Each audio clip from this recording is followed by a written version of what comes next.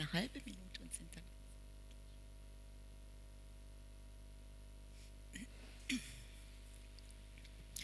Ja, meine sehr Ladies and gentlemen, dear audience, I think it's 4 o'clock now and we can get started. This panel was planned lots of weeks ago, and it used to have a different topic, although we had the same participants. And originally we were going to talk about democracy in Israel, which is under threat. But after the pogrom, after the massacre by Hamas, this is not the right time to do so, and that's why our topic today is Israel and Palestine, how to get out of this irreconcilability. And Alena Jabarine is one participant. She's a German and Palestinian journalist. And Meron Mendel, who is a German-Israeli publisher and director of the educational institute Anne Frank. There is a big echo on my ears. Maybe my ears are wrong. So ways out of irreconcilability. If you are looking for it, then you have to start talking first. And that's why the goal on this panel is to talk to each other, to listen to each other, and to reflect together. And these 3 points, speaking, listening, reflecting, will be the common thread or the guideline of the discussion on the panel. Under normal circumstances, it is journalistically unacceptable to ask the participants about how they feel, but these are not normal conditions, and that's why I think it is absolutely necessary to ask you how you are, Mr. Mendel. Can you hear me? As you can imagine, I don't feel very good, although it's always important for me to stress and to reassure myself it's not about me. No matter how you are linked to Palestine or Israel, all of us who are here, we are extremely privileged. And so we are doing fine, at least in terms of our physical conditions. However, this is accompanied by a feeling of helplessness. So when I heard and understood or thought to understand what happened on the 7th and 8th of October in Israel, my first instinct was to book a flight to Israel. And I did actually book one in 2 weeks' time. And now there are 2 thoughts in my mind. On the one hand, I think I have to be there. That's the only way I can act. People, my family, my childhood friends, everyone is now under existential threat. Some of them had to bury their family members, their loved ones, and I can't just stay here 3,000 kilometers away and stay on the sidelines, basically.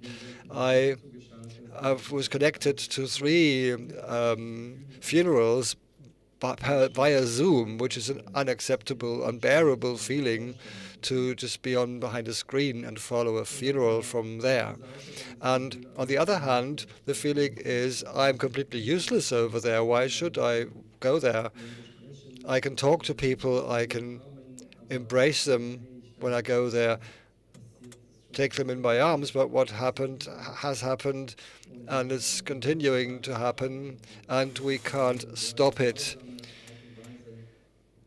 There is something which is an ongoing process, a cruel ongoing process, and we as people, as humans, are powerless. And if you really ask me about my feeling, that's really this powerlessness and this complete emptiness, which is my feeling.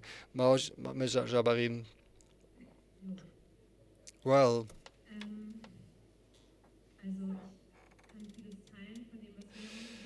I can share a lot of what Meron says. I had also the reflex of going there directly, of flying there directly, because my feeling also was that I'm completely out of place here in Germany. And I have never cried as much as in the last few days. And it's not about us, but many people feel the same. Let me talk about myself. I've never seen so many people cry in my family, at work, in the streets, at cultural events. So you look into each other's eyes, and if you feel the same, you start weeping, you start crying. Of course, there are lots of people in Germany who couldn't care less. I do realize that. But the circles I'm living in, or moving in, there is no one who is not completely shattered. And everything started with this shock after this terror attack, whose scale I understood only a few days after it happened. At the beginning, you didn't really understand what was happening.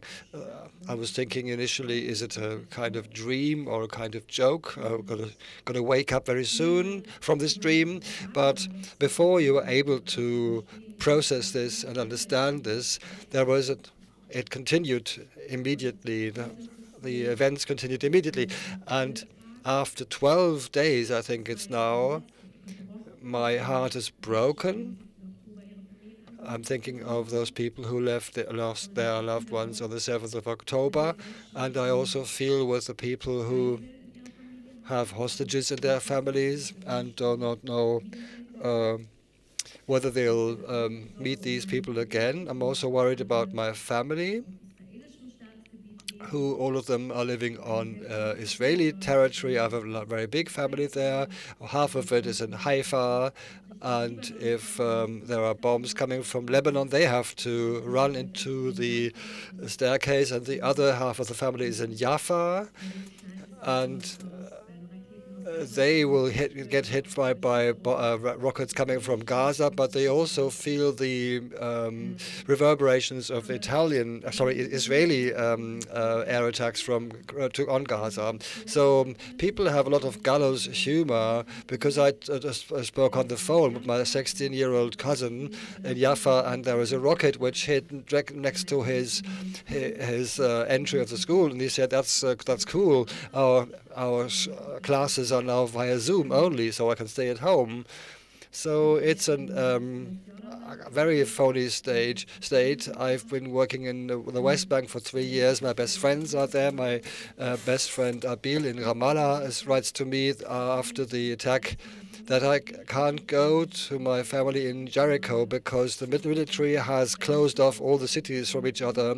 And if a war breaks out, I want to be with my family. At the same time, there are these settlers mobs who feel entitled to do some kind of self-justice, some vendetta themselves, which is happening. And Palestinians have been killed by settlers in recent days in the presence of the Israeli army. And so I'm really paralyzed by what is going on in Gaza. I don't know what to say. It seems to be a legitimate reaction to the terror attack in some people's minds. 2.5 million people who are closed in, who cannot escape. They can be bombarded, and their water supplies and food supplies can be shut off before that. That's really the point where I'm standing at the moment. And there's this helplessness and the worry about your family and friends, about your companions. Well, this is what you feel. And here we have privilege. We can talk with each other, which is not natural. The situation at the book fair also reflects the fact that the feeling is very heated. The tensions are very high, are running very high. And it wasn't easy for you, Ms. Jabarine, to decide to come here against all odds. Mr. Mendel, you are a constant feature at the book fair in many fora. But under which conditions is it possible at the moment to talk to each other? What are the conditions for this talk, this conversation to happen here and also outside this panel? To me, the conditions are not the conditions of the 7th of October. For my Palestinian friends I'm talking to, these friendships arose not just 10 days ago, 12 days ago. I would say, for me, the right of the Palestinian people to their own state is an inalienable right, which is also covered by international law. That is my conviction, and I expect that the person I'm talking to says the same, that Jews have their state and have their territory, their state in this territory. This should be beyond doubt. It should be out of the question. Of course they do. And frequently there is a very funny dialogue emerging when I say I'm Israeli, and often I'm corrected, and they said, "Are you coming from Palestine?" No, I say I'm coming from Israel. I'd expect you to use the word Israel and not Palestine. If you don't, then that's the end of our conversation, because that's what my point. No dialogue can happen without accepting the other party's existence, a right to existence.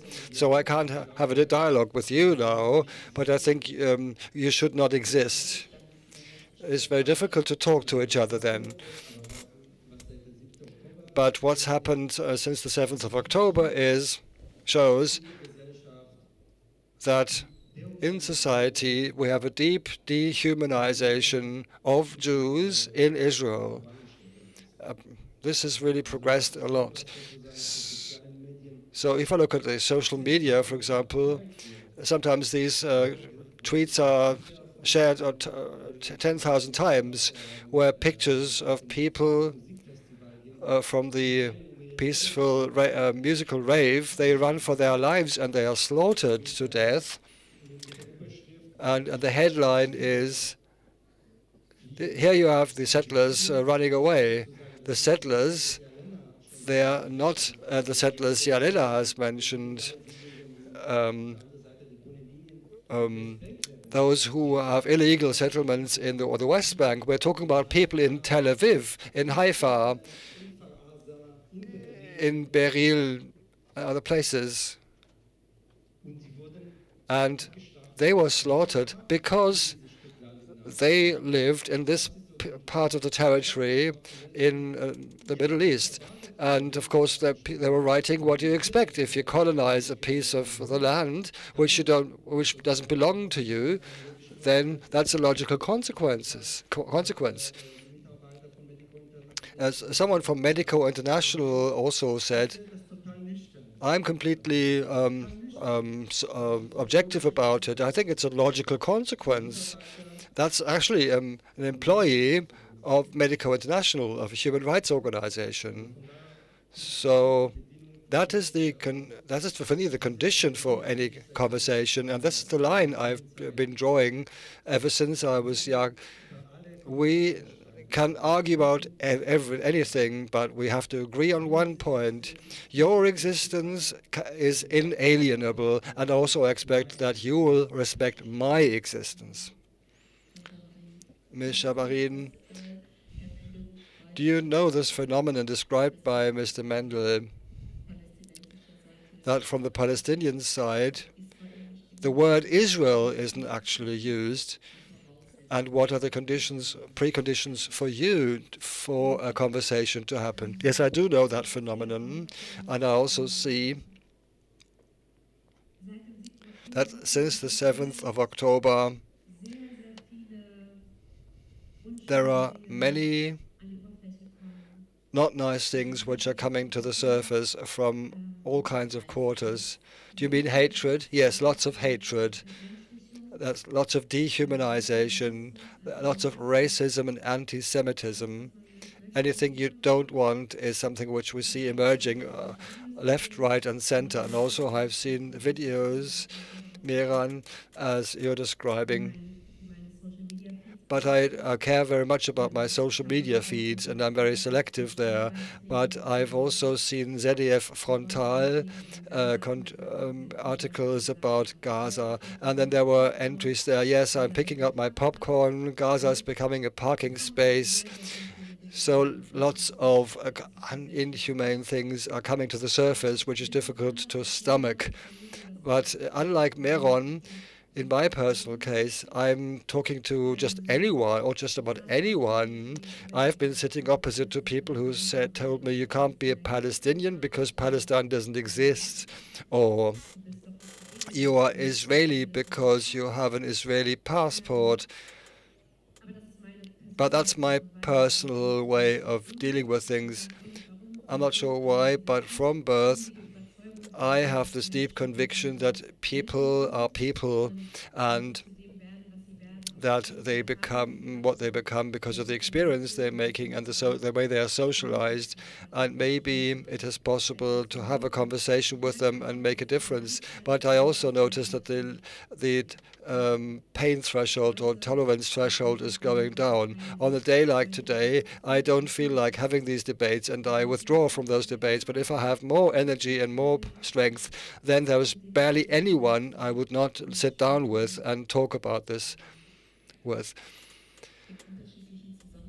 In different contexts, what has come up there in different contexts, and I think you also said so, Mr. Mendel, at some point, that your impression is that there is a lack of respect for the victims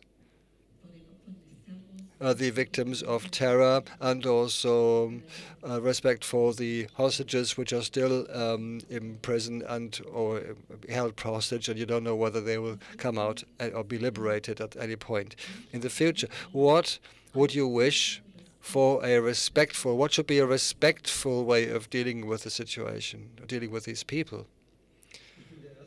Well, I'm the first one who likes to have a political discussion and argue about politics and also speak up about my own opinions. And this is something which links us together. I'm, of course, willing to accept other people's points of view. But if you look back to recent history, there are moments in the general public where we as a collective, everyone individually and we as a collective, have to stop to think and become very, very quiet. I can remember 1982, I was very young at the time, but I will not forget the massacres of the two refugee camps, Sabra and Shatila, in Lebanon by Christian Maronites with the agreement of the Israeli army. And some of you will be surprised here, but I can remember the situation in my kibbutz. This was a situation of a state of shock. In my family, the words Sabra and Shatila is not something which you just mention casually. It is nearly a synonym with Auschwitz. I know this is very difficult, but that's the shock we were in. We wanted to be different, but look at how deep we have dropped. That the fact that our army is looking on, doing nothing, when women and children, innocent men, are slaughtered in a refugee camp close to Beirut. We don't need a contextualization for that or relativization. That was self-standing. The same as when we talk about Srebrenica or Bucha in Ukraine. This is something where we as a society reassure each other that we are people. we are human. Why is it important? Because at this point we also understand and recognize that we are able to do things. That the fact that we as human beings are able to look each other in the eye and look over the 4-year-old and kill this 4-year-old child. Maybe these people who are doing it are people who have got kids themselves. And the fact that we are able to do that, that even I have this potential to do that, there must be some layer. I'm also human, and this potential is maybe even in myself. I'm actually potentially able to do that. And this is so off-putting, this so disconcerting for me, that my feeling is that I have to be very quiet and I have to think about it. I have to stop and think.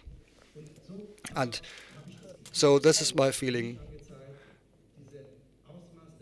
that this scale of the massacre in Bucha by the Russian army, when that became known, this moment what I was talking about in the German society, I think the German society has understood this moment. And this moment, and indeed this moment in German society, this is something I've been waiting since October 7th for this moment in German society, and I'm waiting in vain. It does not mean that many people get in touch for their condolences, messages that were very emotional, people who called me on the phone. This is not what I mean. I mean something else. I talk about a consensus in the society as a whole, the reflex that I'm just experiencing. And we'll hear about it later. We heard it when we had the opening ceremony of Frankfurt Book Fair. The reflex is the same, yes, but do you see it in the context? Where does it come from? I don't need this. I am ready to discuss any topic. But, and this is the condition, if the term BRI, the term Kwa Azan, the term Nachalos, if these terms, these words have the same meaning in collective memory, in general public, just the word Srebrenica, the word Bucha, as soon as we have reached this moment, anything can be seen in the context. We can analyze whatever you want, but if it is not the case, I will have the feeling that we have two benchmarks. If Jews are killed, there is another moral standard, as if it were someone from Ukraine or Serbia or Croatia. And this is a moment, and this is my opinion. I won't move 1 millimeter as long as I do not see this change in society. Otherwise, I won't be able to see things in the context or to contextualize. I think it is so interesting that you see it this way. My experience was different. Well, I think, I've got to be honest, I have German contacts. I was not living in Germany when the war in Ukraine has started. I did not experience this moment in Germany. But my German colleagues, they cried.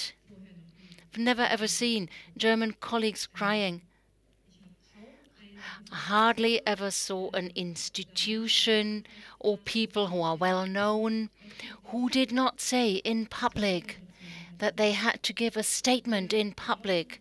I think up to the moment when this massacre has the symbolism and its name, as you mentioned, it takes some time, because I still think that nothing is clear finally. We don't know. There are more and more new aspects coming to light. You cannot tell within 1 week what it was really like. It takes time to settle. There will be many documentations. People will work on it in the next month, in the next weeks, on the events of October 7th. I see what you say.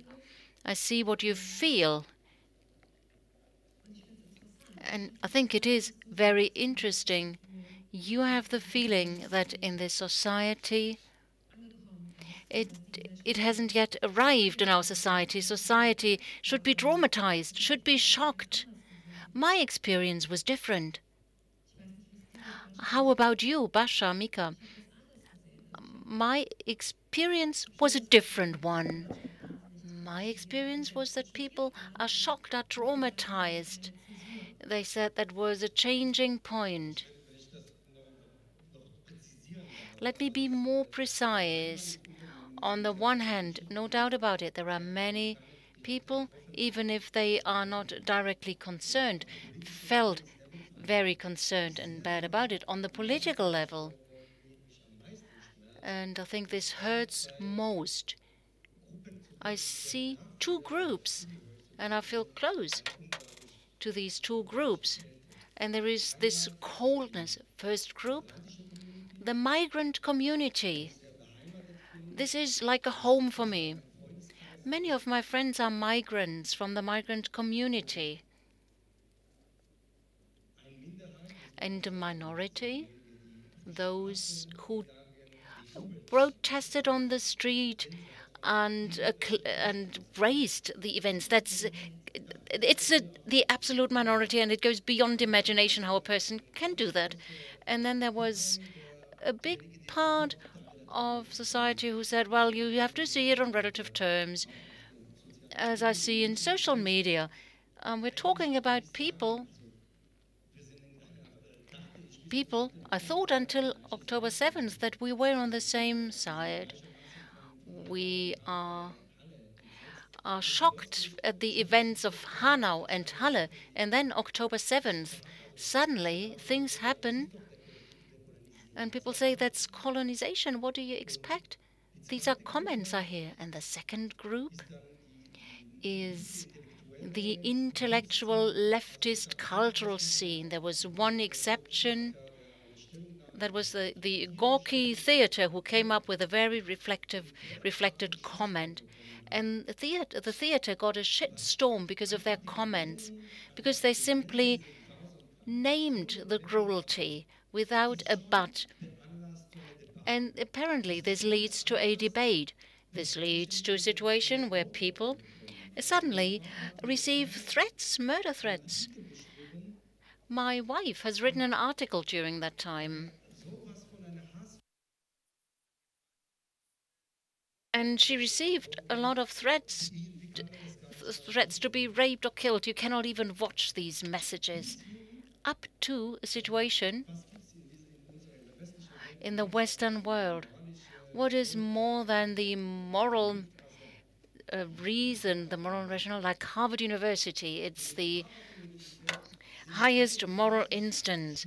31 student associations at Harvard University said 2 days after October 7th came up with a comment, and they talked about the responsibility for the events. They said responsibility is only with Israel. Fair enough. And the dean of the university, the president of this Harvard University, was not able, even 13 days later, to distance from this statement. If this happens in Harvard, well, then give up on what you ever thought were the basic values of our life together. So this is something that I see often. And I'm not asking for support for the Israeli government or Israeli politicians. I am asking for something very human and very simple. I am asking for something. Please recognize that what happened on October 7th stands alone. The cruelty stands alone.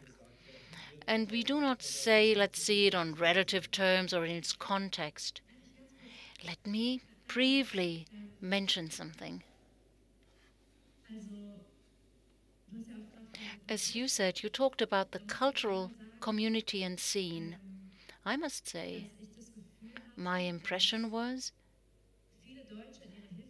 that many Germans felt helpless about the suffering they saw, about the shock after the Hamas attacks.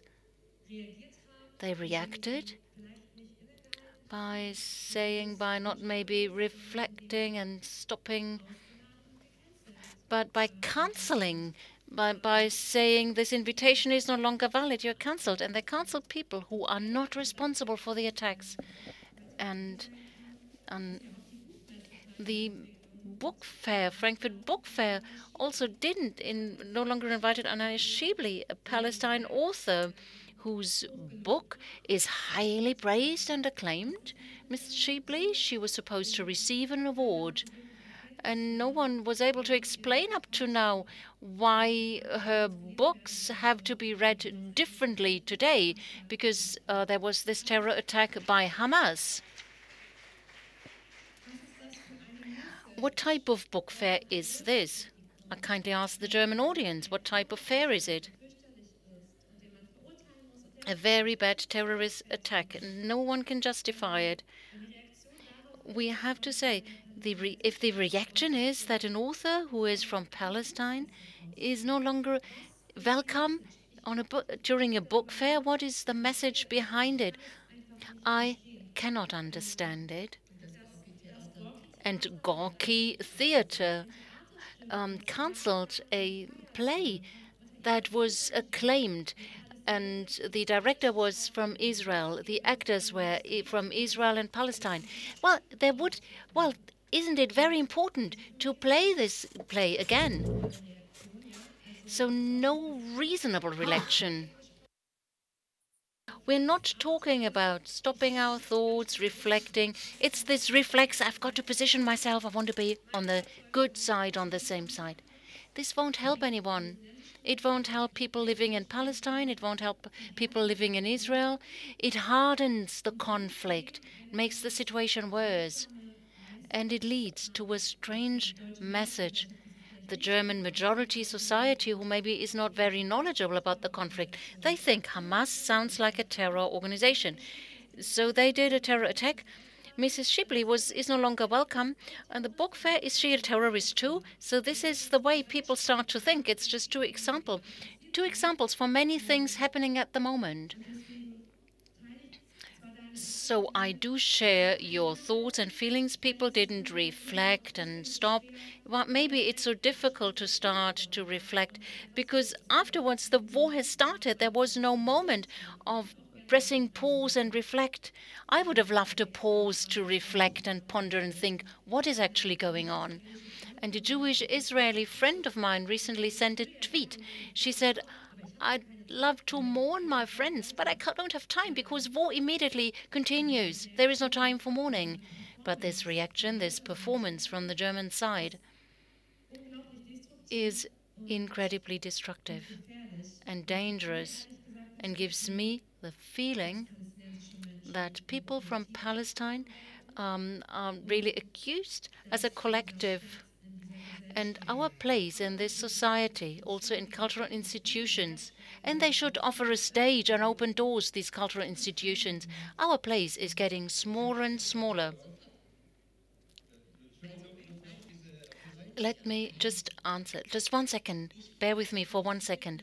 I am very happy to see that the two of you have a dialogue. And if I don't have to say much, good, because I want you to talk to each other. One question.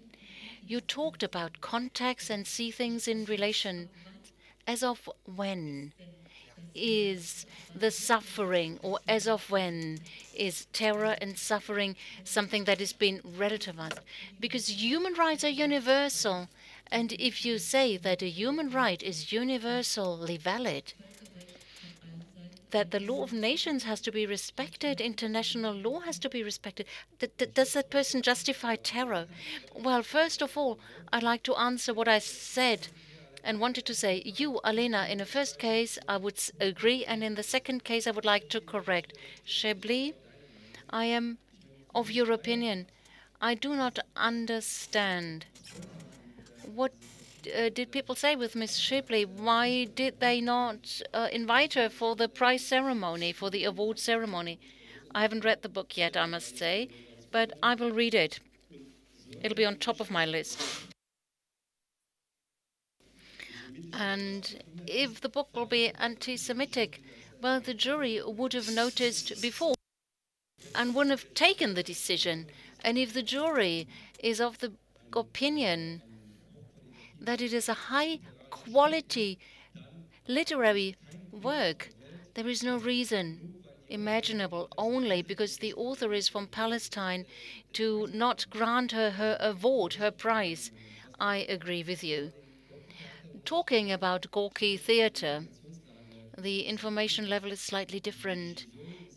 The director of the play is from Israel, and she kindly asked, as I know, she kindly asked at this moment that please do not continue to play this drama, this play. She kindly asked Gorky Theatre. That was her wish, explicitly her wish.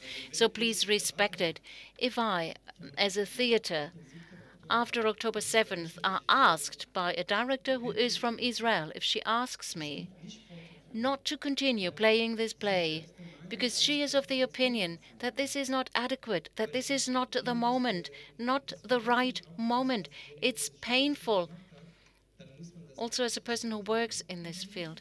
Yes, I agree. Well, it's two different topics, really. And normally, if you talk about something, there is a third topic, a third example.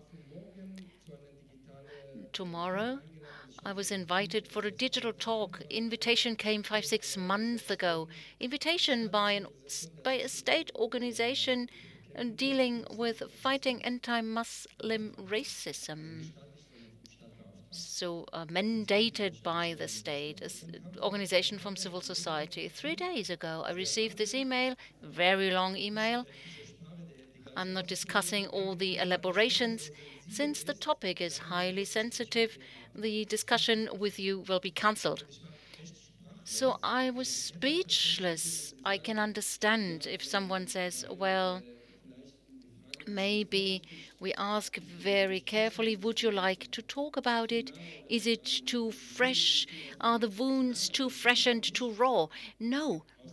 They cancelled me. They told me invitation is no longer valid. So this reflex is something, if something is sensitive, immediately they say, we are all concerned, rather do not talk about it. We don't share this reflex, but unfortunately in our society, this is something I see more and more often in our society, this wrong understanding of sensitivity. And when I think about your question, I think it's pretty obvious. I am always open to lead this discussion. And I can only repeat what I just said 10, 15 minutes ago. I clearly said so. First of all, I like to have this consensus. I like to have this recognition. So the term Be'eri Kwa Azam, Cholid, these words, these terms, everybody should know these words, these places, just like they know Srebrenica. And then we can discuss anything. I'll be the first person to discuss it. But as long as we have to fight, the Jewish people have to fight that murdered and massacred Jews, murdered and massacred as babies and toddlers whose parents were murdered. They are alone, somewhere in a Hamas torture cellar, and that we have to fight so that it is recognized how bad it is.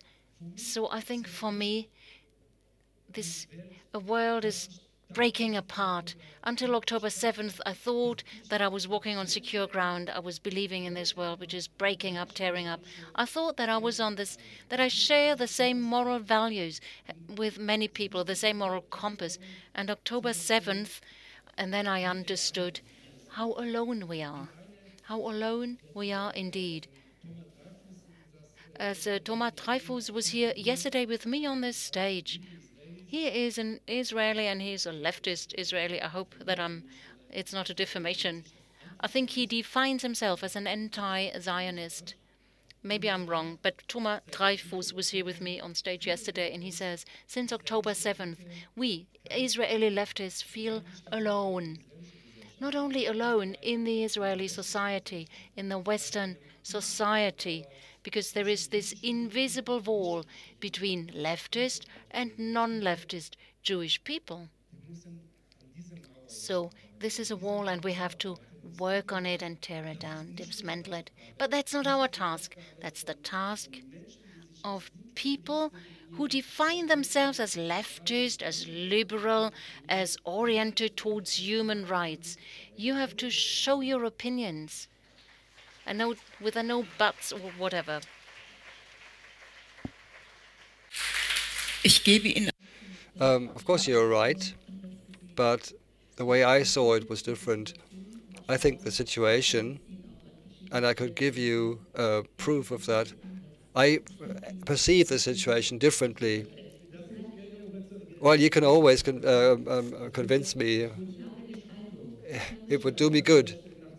Maybe I can sleep better at night if you can give me proof for that. My impression is that not just German politicians, but also German society has identified very strongly with the Israeli victims and hostages. I can see it again and again. Maybe I'm also moving around in a bubble, but I'm a journalist. I also look outside the bubble. What do people say? What has been published? And I do think the level of empathy is extremely strong, which does not mean, of course, that there are also completely disgusting anti-Semitic events. Synagogues are under attack, or graffiti attacks. There are pro-Palestinian demonstrations glorifying terror. But there's also this other side. And I would be pleased if you could also perceive that more, but that's also maybe a question of time. I'm sorry, this wasn't really proof. No court would accept that as evidence. Well, I can give you more evidence later on. I can mention lots of articles to you. I can show you how my colleagues have expressed themselves in the published opinion, where empathy for the victims on the Israeli side was very prominent.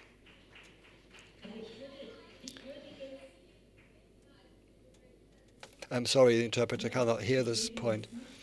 Mr. Mika says, there's disgusting demonstrations by pro-Palestinians cannot be justified. There's no justification for them. Yes, there's another point from the floor which the interpreter could not hear. The day before yesterday, I picked up my son from the crèche, at the university crèche, with my bicycle. I exit this with my bicycle. There were 3 blonde students standing in front of me and cry peace for Palestine.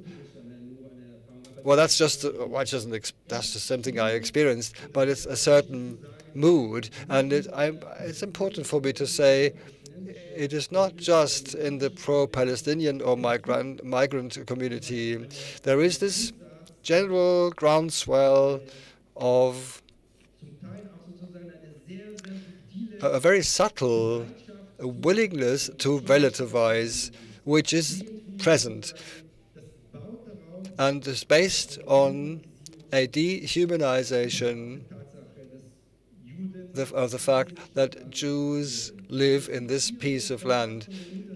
That is the difference between Bucha, Srebrenica, and Be'eri. Because in Be'eri, you will say immediately, well, these are settlers. What business do they have to be there? And this is where we have to start talking about. And of course, we have a political consensus. Yes, we do have political consensus, but we don't have the social consensus about it. And we do not have the courage to fight this fight. In the cultural and arts scene, not the courage to also do it in the educational scene, because I've been talking to dozens and dozens of students, of lecturers, of teachers, of headmasters, and it's, well, on my hand, It's a small number of people where this topic was put forward actively by the teachers themselves. If there is a terror attack in France, there is a minute's silence in German schools. After September 11, there was a minute's silence. After the 7th of October, it was just business as usual. 1,300 innocent people were killed, more than 200 children, women, men, who were abducted in some kind of torture chamber. They are there now at the moment. So 22-year-old German women who were pulled through the streets of Gaza, and they were showed nearly naked to the general public, a Hamas person sitting on top of this German, and the crowd is spitting on her and beating her up. But it's business as usual here. And of course, politicians say what they have to say, but there is no social consensus as you had it here after September 11 or after the terror attacks in France. I think you have to give me lots more of evidence to convince me that we have reached this level yet.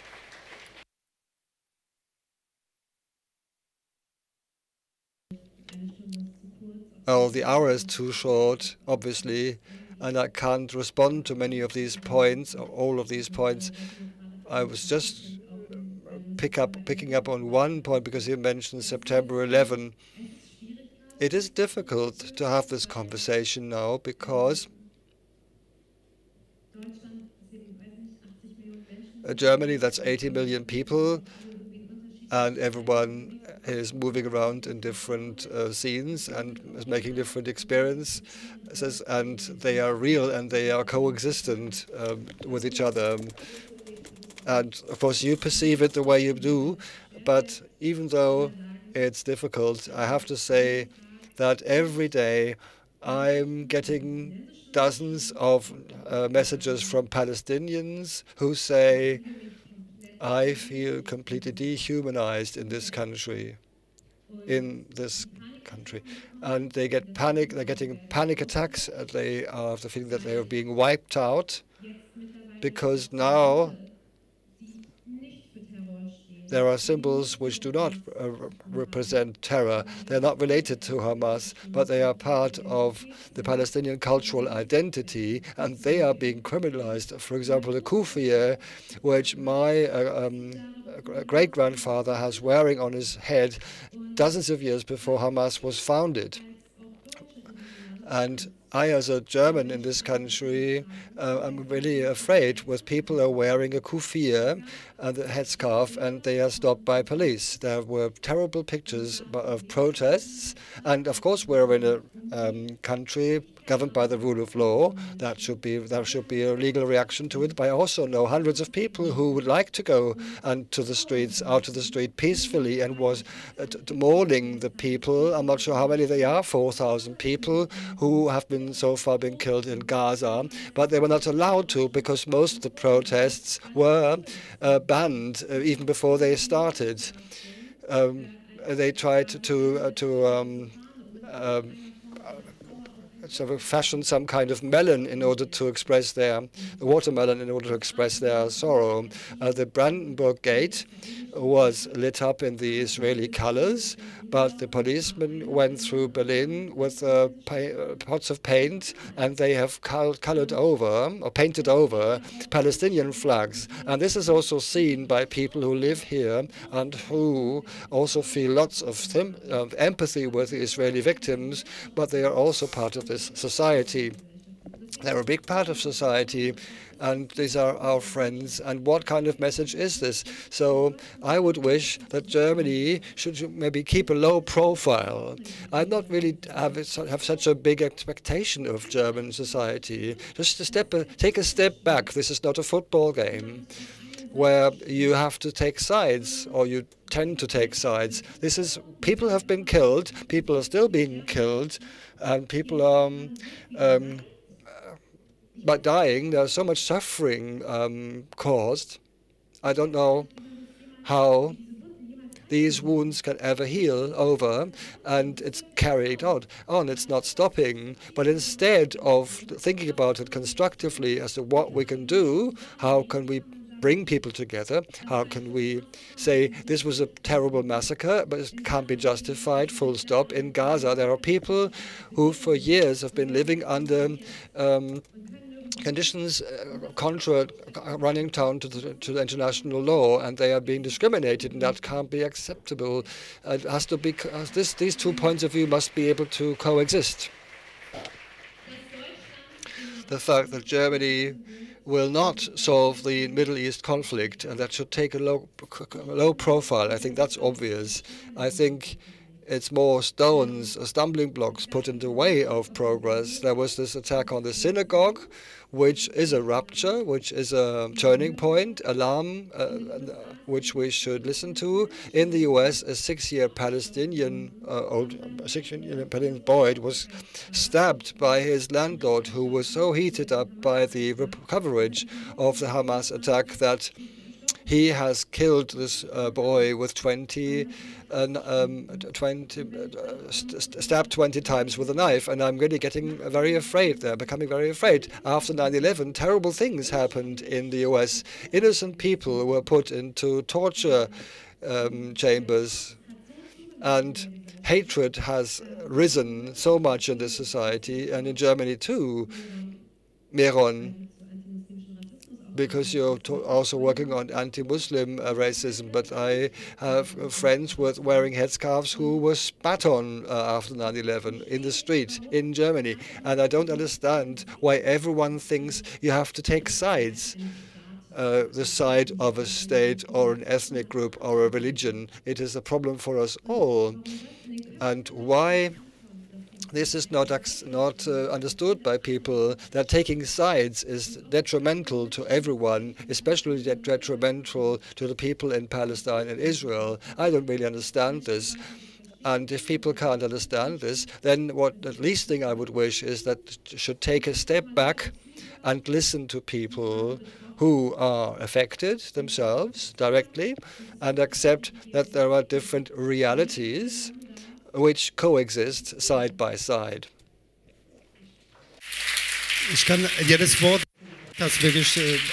I can only underline what you say. Every word you say, with all of my heart, can underline that people feel criminalized if they are from Palestine or pro-Palestine. It is the wrong reaction, and very different if you think about something. If you think that you pay a service to the Jewish people or Israel, you're wrong if you criminalize anyone who is from Palestine. Also, those who praise Hamas on the street, if they think they help Palestine, they don't. Absolutely wrong. And let me remind you of the fact that the first victims of Hamas were no Jewish Israeli citizens. Hamas started 2006 to gain power. In 2007, the first person who was so Fatah people were thrown down on of the 20th floor, and then they persecuted homosexuals and then Jewish people.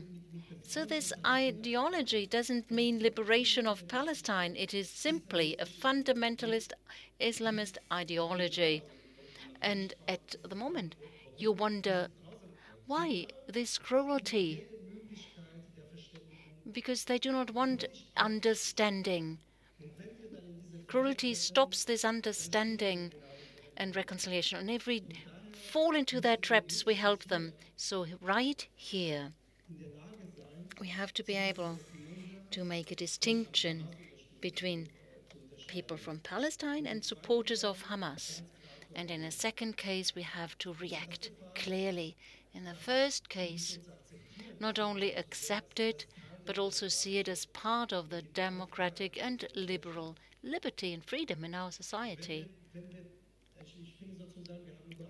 So there is no contradiction. I was asking for the fact that the events of October 7th, without relativizing or contextualizing it, seeing them, perceiving them as such, respect, acknowledge them as such. So the Palestine people has the justified wish to have their own sovereign state. But this is nobody questions their wish to have a sovereign state. Thank you.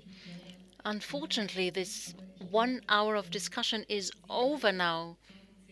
Both of you have shown very clearly that one can talk to another, that one can accept a different point of view, that there is a difference between Hamas and Palestine, that you shouldn't say they're all roll into one. It's not the same thing. And in the best case, we can mourn together, mourn the victims. Thank you to all of you. Thank you to our audience.